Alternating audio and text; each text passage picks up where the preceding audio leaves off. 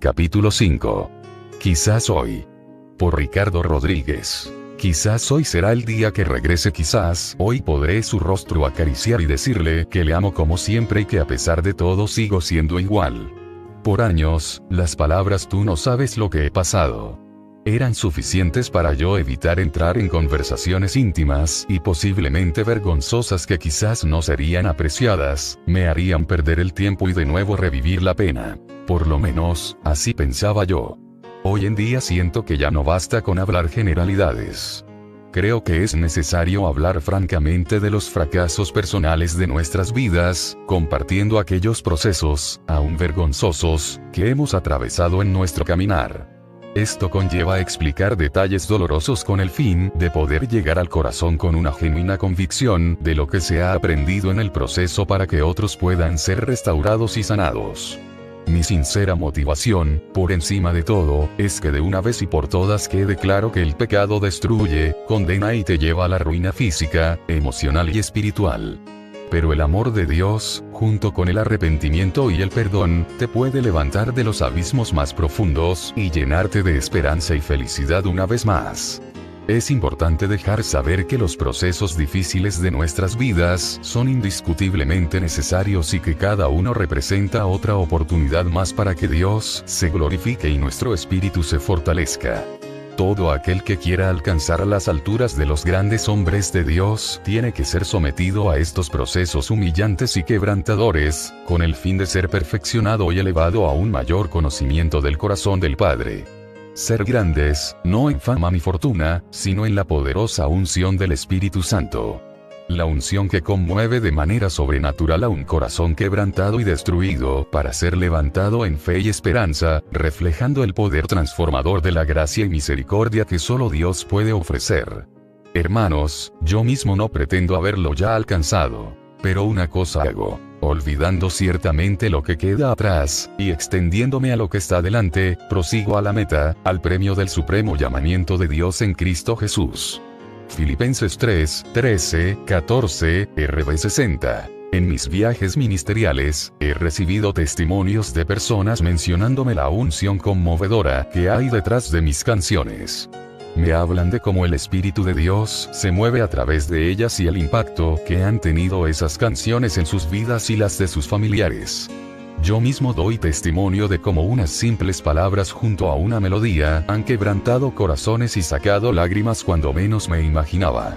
Pero ahí está una de las grandes diferencias entre la música secular y la sacra. Por muy bella que sea la melodía, o cuán elocuente o poética sea la letra, sin la unción del Espíritu esta se convierte en algo pasajero y superficial, que nunca causará cambios radicales ni impacto profundo en las vidas de aquellos que la escuchan. La unción es indispensable para poder ser útil en el servicio de Dios. Comprendí desde muy temprana edad que el nivel de unción derramado sobre mi vida y reflejado en mi ministerio estaba directamente conectado a los procesos que Dios me había permitido atravesar. Así como la aceituna era aplastada y quebrantada con el fin de que fluyera el aceite, de igual manera yo tenía que ser aplastado y quebrantado para que esa unción que sana, restaura y levanta al caído pudiera fluir de mis heridas. El precio es grande, el camino es doloroso y casi siempre solitario, pero vale la pena y es necesario ser procesado por Dios si quieres tener la unción que fluye desde las heridas. Recuerdo que en los meses después que Susie y yo nos divorciamos, buscando algún consuelo, me refugiaba en la música diariamente. No era nada nuevo para mí, ya que desde niño había sido parte de mi rutina y algo que siempre me daba ánimo y aliento. En ocasiones, lo recibía en los himnos que había cantado en mi niñez. Otras, en aquellas canciones que escuchaba en la radio o que tenía en mi colección. Pero más que todo, cuando me sentaba en el piano y dejaba mi mundo atrás para tener esos momentos de adoración. Allí sentía el mayor alivio de mi dolor. Muchas veces no había ideas ni melodías que desarrollar, y menos deseos de componer, pero me traía un poco de paz cuando mis manos tocaban las teclas, y como obra milagrosa, me perdía en el sonido de aquel antiguo instrumento. De vez en cuando regresaba a la casa de mi madre, sin tener a dónde ir, y dormía siempre en la sala al lado de mi viejo piano. Era demasiado doloroso continuar en un lugar tan solitario y con tantos recuerdos amargos como lo era mi propio hogar. Una noche, de tantas que pasaba sin dormir, me senté en mi piano como lo había hecho cientos de veces desde joven. Recuerdo que esa noche había llorado mucho, y en mi mente cuestionaba a Dios por todo lo sucedido, reclamándole por qué se había olvidado de mí. Esta vez, en la oscuridad de la sala y en el silencio de la noche, comencé a tocar una melodía desconocida pero muy simbólica, de todo lo que estaba sintiendo mi corazón. Una vez más volvieron a fluir las lágrimas, y honestamente no sé si fue la melodía o mi estado emocional, pero fui impactado profundamente por las notas que estaba tocando. Después de un rato, dejé de tocar y levantando mi cabeza mis ojos se cruzaron con una Biblia que estaba encima de aquel piano. No recuerdo haberla visto antes de sentarme, pero no me extrañaba que estuviera allí, ya que mi madre tenía Biblias en cada esquina de su casa. Buscando alguna inspiración y consejo divino, y tal vez anhelando escuchar de manera audible la voz de Dios, como suele suceder cada vez que estamos en crisis o sin esperanza, abrí las páginas de aquella Biblia. Mis dedos me llevaron directamente a Lucas 15:11. Y comencé a leer esta parábola que por tantos años había escuchado. Me la conocía como la palma de mi mano. Era una de mis favoritas, ya que me identificaba mucho con el hijo que se fue de la casa. No por haber sido rebelde como él, ya que siempre había intentado dar buen ejemplo en casa, sino más que todo porque desde mi niñez anhelaba ese abrazo incondicional de aquel padre que nunca tuve, así como aquel hijo lo recibió de su padre. Todos soñamos con ese amor sin fin y con aquel padre que nos ama a pesar de nuestras faltas y rebeliones. Cuando llegué al versículo 20, algo sucedió en mi espíritu. Una revelación que claramente me ayudó a entender como nunca antes, el profundo amor de mi Padre Celestial. Y levantándose, vino a su Padre. Y cuando aún estaba lejos, lo vio su Padre, y fue movido a misericordia, y corrió, y se echó sobre su cuello, y le besó. Lucas 15:20, RV 60. Tiempo de confrontación y quebrantamiento. En ese momento me di cuenta que ya no estaba solo en aquella sala, que había algo sobrenatural moviéndose en la atmósfera. Algo que estaba sacudiendo mi interior y, a la vez, confrontando mis sentimientos. Sentí temor, y me tiré al piso. Había un amor incomprensible que inundaba mi mente y mi corazón. No podía ni hablar cuando, de repente, mi memoria se remontó años atrás hasta aquel primer encuentro con Dios en un campamento de jóvenes. Yo tenía apenas 17 años cuando sucedió algo que transformó mi relación con Él. Recuerdo que había llegado al campamento con la intención de pasarla chévere con mis amigos. Si Dios me hablaba, bien, pero honestamente no era algo que estaba buscando. El primer día del campamento, ya de madrugada, cuando todos estaban ya en sus camas durmiendo, sentí algo que nunca había experimentado en mi vida, como un gran temor dentro de mi corazón. Yo no soy de aquellos que se asustan fácilmente, ni sufro de fobias causadas por el miedo a la oscuridad, ni tampoco padezco de valentía cuando hay que enfrentar lo desconocido. Pero esa noche, el miedo que sentía era paralizante. Tanto que aún estando en una habitación rodeado de amigos, y siendo yo alguien que me crié creyendo en un Dios poderoso, se me dificultaba conciliar el sueño. Nunca había experimentado algo semejante. Sin poder aguantar más, llamé a mi tía, quien era mi pastora en ese entonces, y al pastor encargado de los jóvenes, para que oraran por mí. Cuando ambos llegaron, viendo mi condición emocional, me preguntaron qué me sucedía, pero yo no podía ni responder. Entre lágrimas les comenté lo que estaba sintiendo y de aquel terrible temor que estaba abrumando mi corazón. Les dije que sentía como si el bien y el mal estuvieran peleando por mi alma, y yo en el medio tenía que tomar una decisión. Rápido me llevaron a un cuarto aparte que usualmente se usaba para orar, y allí me impusieron las manos y comenzaron a clamar. Pasaron lo que parecían horas, y hasta el día de hoy puedo decir que nunca he llorado tanto como lo hice esa noche en aquel campamento. Sentí la presencia de Dios de una manera palpable y fue algo maravilloso, pero a la vez, viendo allí mi condición delante de Él, me sentí inadecuado. Dios me confrontó, recordándome mis acciones, mi mal temperamento, mi falta de convicción y mi ejemplo cuestionable, aun siendo líder ante los demás. Había estado viviendo una doble vida y Dios quería más de mí. Esa noche, en aquel campamento, solté todos mis planes y mis sueños, mis talentos y mis habilidades, y los dejé en las manos de Dios. Al fin pude encontrar la paz que tanto anhelaba. Le entregué mi vida por completo a Él y decidí en ese momento servirle con todas mis fuerzas y mi corazón. Una vez más, estaba sintiendo aquel mismo temor que me había dejado paralizado y en lágrimas en aquel campamento de jóvenes años atrás. Tomando fuerzas, no sé ni de dónde, seguí leyendo su palabra y aún más me impactó. ¿Cómo era posible que este padre de la parábola, quien representaba a nuestro Padre Celestial, pudiera demostrar tanta gracia y misericordia? Tanto así que estuvo esperando a su hijo desde el día que se fue hasta el día que regresó. Vi a un padre perdonador, sin ira ni rencor, el perfecto ejemplo de lo que es ser un verdadero hijo de Dios. Entendí en ese instante que no había nada que pudiera separarnos de su amor, pero sobre todo, esa madrugada escuché claramente la voz de Dios preguntándome: ¿quién eres tú para no perdonar? Esas palabras me rompieron por dentro y mi corazón fue hecho pedazos, quebrantado, quedando allí sin forma. No tenía defensa, no había palabras ni heridas que pudieran justificar mis acciones ante Dios. Era como si un velo hubiera sido levantado de mis ojos y todo se veía muy claro. Cuando vi el corazón de Dios y lo comparé con el mío, me di cuenta que había sido un hipócrita, un hombre egoísta que no quiso compartir el mismo amor incondicional que había recibido como regalo de Dios. Pude ver en mi mente, como si fuera una película, las muchas veces que insulté a Susie, dejándole saber con lujo de detalle lo mal que pensaba de ella. Tantos momentos en que me pidió perdón, y yo solo le ofrecí miradas de desprecio. La humillé, recordándole en cada oportunidad que encontraba todo lo que me había hecho. No tuve amor ni compasión, aun cuando yo sabía que ella no tenía a nadie más y que, poco a poco, se estaba hundiendo en un mar de pena y dolor. Sabiendo que yo era el único que podía ofrecerle un salvavidas, aquel que tenía en sus manos el poder para rescatarla y darle otra oportunidad de vivir, cuando más me necesitaba en ese momento crucial y decisivo, crucé los brazos sin misericordia y la dejé morir. Me sentí avergonzado e incapaz de recibir lo que Dios me estaba ofreciendo en ese momento, su amor incondicional. ¿Cómo pude haber sido tan cruel con palabras que salieron de mi boca tantas veces y después subirme al altar y alabar a Dios como si nada? ¿Cómo habrá sido la compasión de Dios para conmigo en esos meses, que aun cuando yo no vivía lo que cantaba, Él derramaba su gloria fielmente sobre mí y me respaldaba? ¿Habrá sido porque me tenía lástima, porque comprendía mi dolor y todo lo que yo estaba atravesando? Tal vez, pensaba yo.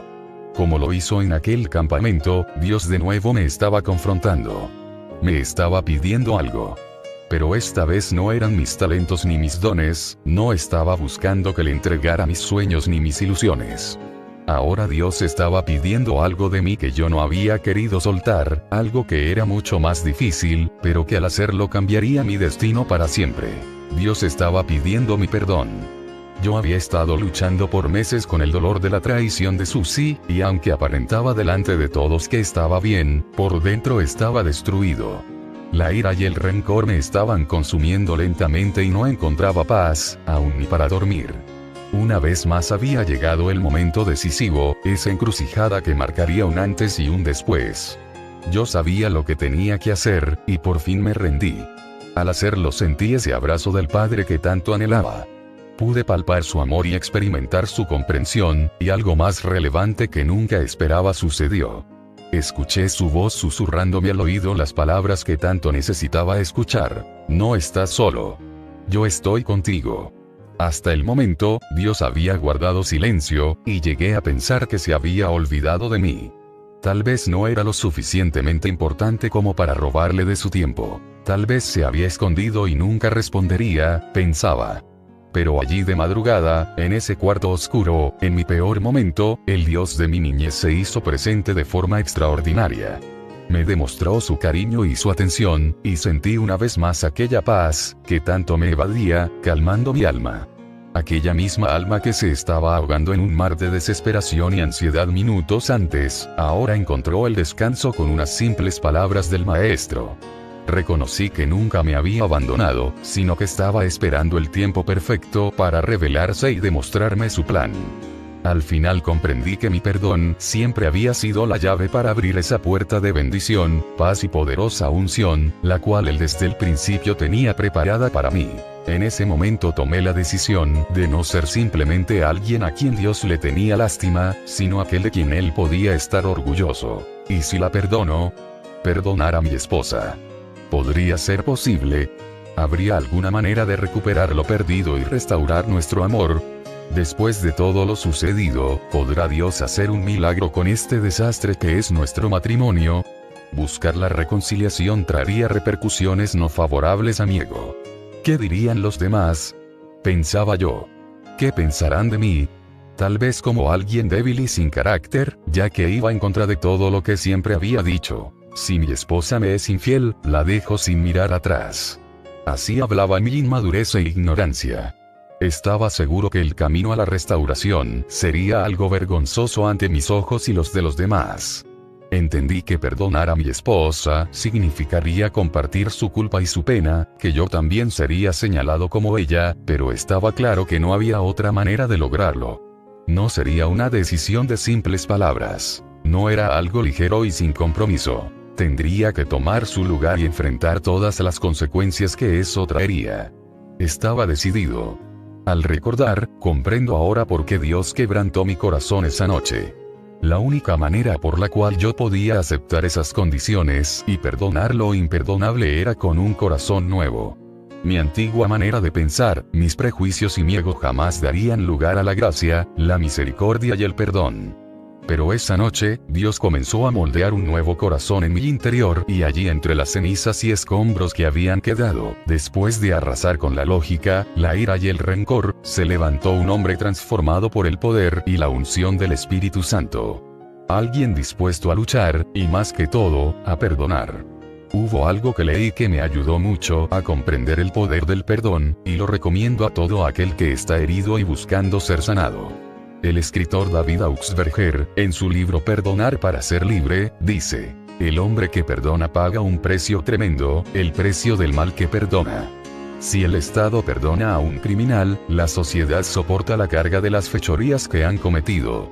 Si alguien rompe una valiosa reliquia familiar y el dueño lo perdona, este se hace cargo de la pérdida y el culpable queda libre. Al perdonar, tenemos que cargar con toda nuestra ira ante el pecado del otro, aceptando voluntariamente la responsabilidad por el daño que se nos ha hecho.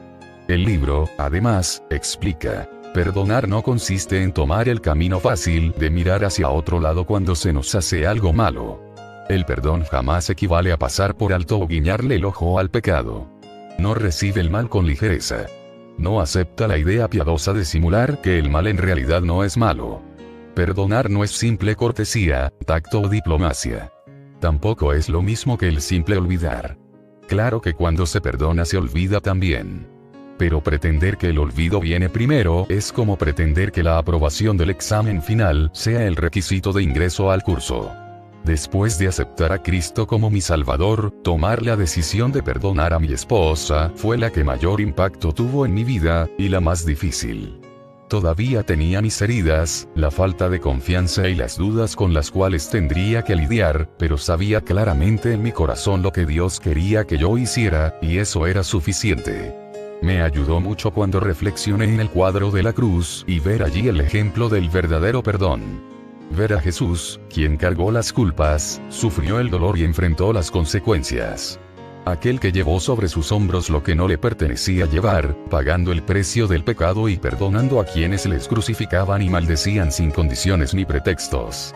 Mejor plano no podía encontrar para comenzar a reconstruir mi vida de nuevo. Jesús lo había hecho por mí, y ahora me tocaba compartir ese perdón con mi esposa. ¿Sería lo suficientemente valiente? ¿Podría aguantar todas las críticas y miradas de desprecio de aquellos que nos rodeaban? Esas eran las preguntas que inundaban mi mente, pero no miraría hacia atrás. Un nuevo cántico. Dios me había visitado y fui quebrantado. Su espíritu me redarguyó y esa noche pude sentir su gloria como nunca antes. Cuando hablamos de la gloria de Dios, siempre nos viene a la mente la paz y felicidad que trae estar cerca de Él. Anhelamos sentir, de manera sobrenatural, un pedazo del cielo y olvidarnos de nuestra vida cotidiana aquí en la tierra. Pero la gloria de Dios resplandece como el alba, trayendo claridad a nuestras vidas. Esa claridad saca a la luz nuestras imperfecciones y nos hace reconocer que todavía nos falta, que no somos lo que pensamos ser, que aunque seamos víctimas de algún mal, no somos quienes para no perdonar, para no amar y demostrar compasión. Eso fue lo que sucedió conmigo esa noche. Su gloria resplandeció sobre mí y nunca sería igual. Sabía que iba a brillar diferente, que no iba a ser solo por mis canciones y mis talentos, sino que esta decisión me llevaría a otro nivel de gloria, reflejando lo que Dios puede hacer aunque todos digan que no. Dios me confrontó, no con castigo ni rechazo, ni con vergüenza ni desprecio, sino con amor y comprensión, y pude entender mi gran error.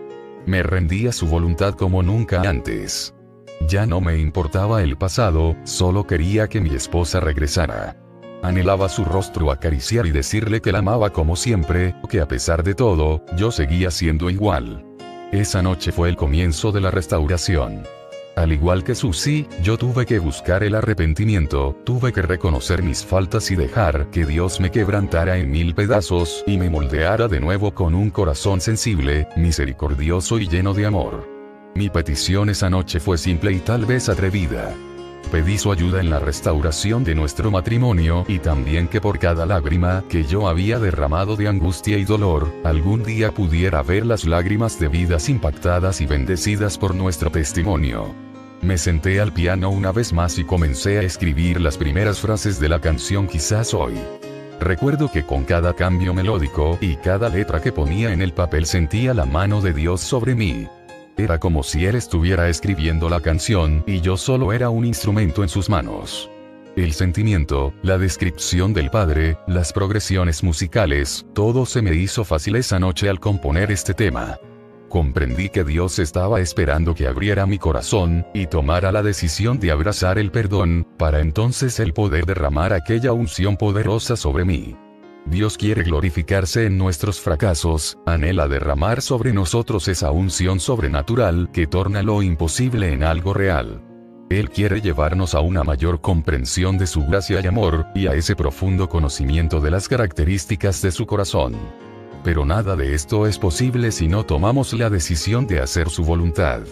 Aun cuando sea increíblemente difícil, cuando no es lo popular, y tal vez nos quedemos solos, Dios demanda eso de nosotros. El perdón que libera y restaura. ¿Cuál es la voluntad de Dios? El mayor ejemplo lo tenemos en la cruz. Jesús, siendo inocente, vino a morir de manera cruel con el fin de pagar por nuestros pecados. ¿Por qué? Porque el Hijo de Dios tuvo que descender de su trono celestial y morir cruelmente colgado de un madero. No era capaz de simplemente decir los perdono, y hubiera sido suficiente. Bastaba con un solo decreto oficial del cielo y Él se hubiera evitado el sufrimiento.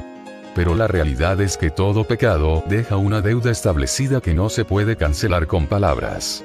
Unos años atrás, alguien me contó esta anécdota. Un día alguien te invita a su casa a cenar. No es un lugar cualquiera ya que has sido invitado a cenar en la casa de la familia más rica de tu ciudad. Entras por las puertas del comedor y ves una mesa asombrosamente servida con platos lujosos para ti y todos los dignatarios que han sido invitados para juntos compartir una noche inolvidable. El dueño de la casa te explica que todo lo que se va a usar para comer, platos, utensilios, copas, etc., forman parte de una colección que ha sido para el uso privado de la casa por generaciones. Realmente no tienen precio. Comienzan a servir la comida y, claro, lo peor que te puedes imaginar sucede. Uno de los platos se te escapa de la mano y cae al piso rompiéndose en 1000 pedazos. Tu cara lo dice todo, quieres salir corriendo y brincar por la ventana. Anhelas que la tierra se abra y te trague en el momento. Pero tienes que enfrentar las consecuencias. No se puede reemplazar el plato, y no tienes cómo pagarlo. Solo te resta rendirte a la misericordia de los dueños y pedir perdón. El perdón es dado inmediatamente y eres liberado de toda consecuencia. No tienes que pagar por el daño hecho y nadie te hace sentir mal por ese grave error. Pero hay que recordar que el plato sigue roto, y ya la colección no es la misma al faltarle una de las piezas más importantes. Ha quedado una deuda que alguien tiene que asumir. Resta todavía el dolor de haber perdido algo tan valioso. Los dueños de la casa te dieron la libertad, asumiendo ellos las consecuencias de ese plato roto. Pero cada vez que sirvan la mesa, habrá un espacio vacío de aquella pieza que jamás se pudo reemplazar. Así es el pecado, siempre dejando una deuda que sin falta hay que pagar. Todo error cometido deja consecuencias con las que hay que lidiar. El perdón es el acto de aceptar las graves consecuencias del pecado de otro, siendo uno inocente. Es llevar la culpa, pagar la deuda, y jamás rendirle cuentas al ofensor. El perdón libera al culpable de toda vergüenza y lo restaura a su posición original. Así hizo el padre con el hijo pródigo. Cuando se encontró con él en la senda, no le pidió cuentas del dinero que le quedaba, ni le importó las condiciones físicas en las que regresó. Tampoco lo posicionó por debajo de lo que él era, ni de lo que nunca dejó de ser, su hijo. Es más, la palabra de Dios da a entender que el padre no albergó rencor ni ira o enojo. Más bien, siempre soñó con el día en el cual su hijo regresara. El perdón estuvo presente desde el instante que su hijo le dio la espalda y se marchó. Así debemos ser. El perdón también tiene resultados secundarios, y aquí es donde tal vez muchos no entendemos por qué Dios apasionadamente quiere que perdonemos. 1. Perdonar no es una señal de debilidad, más bien, requiere mucha valentía y esfuerzo. 2. Perdonar demuestra nuestra afinidad con el corazón de Dios. 3. Perdonar libera, no solamente al culpable, sino también a la víctima.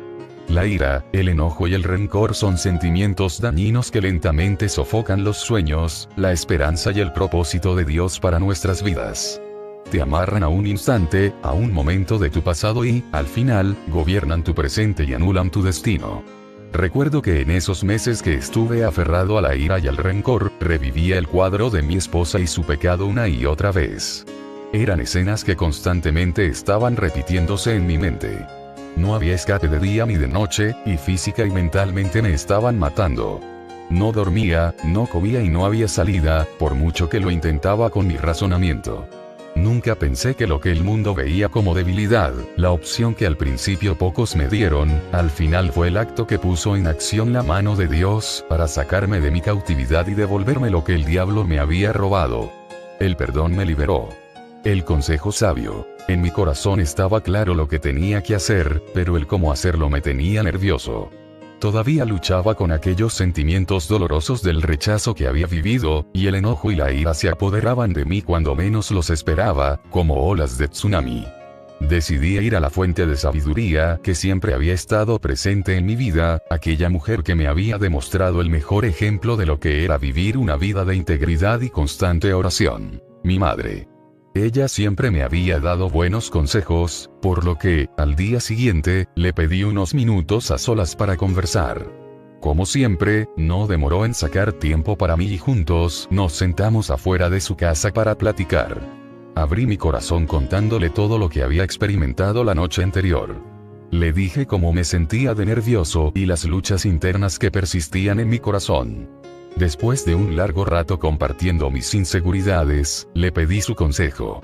Yo esperaba lo que cualquier madre con un hijo que había sido herido profundamente hubiera respondido. Una reacción similar a la mía, sin compasión ni misericordia. Sin embargo, sus palabras fueron sutiles y llenas de amor. No dijo nada negativo en contra de Susie, ni mencionó en ningún momento el pasado y aquello tan terrible que nos había llevado al divorcio. Me compartió que había estado orando por mí y mi sanidad interior, pero más que todo por Susie y su corazón lastimado y frágil.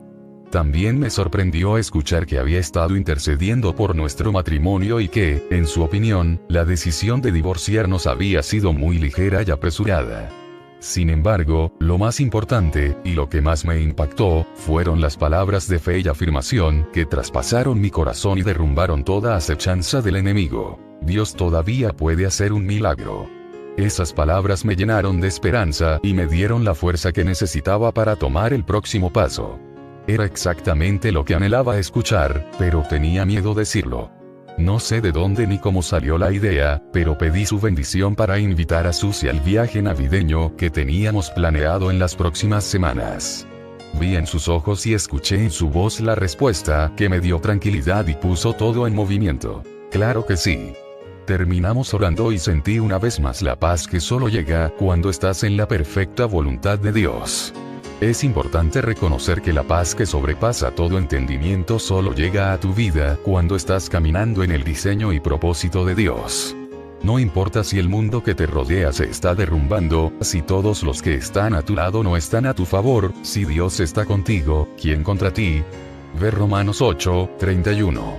Él tiene la última palabra y su palabra dice que a los que aman a Dios, todas las cosas les ayudan a bien, esto es, a los que conforme a su propósito son llamados. Romanos 8:28.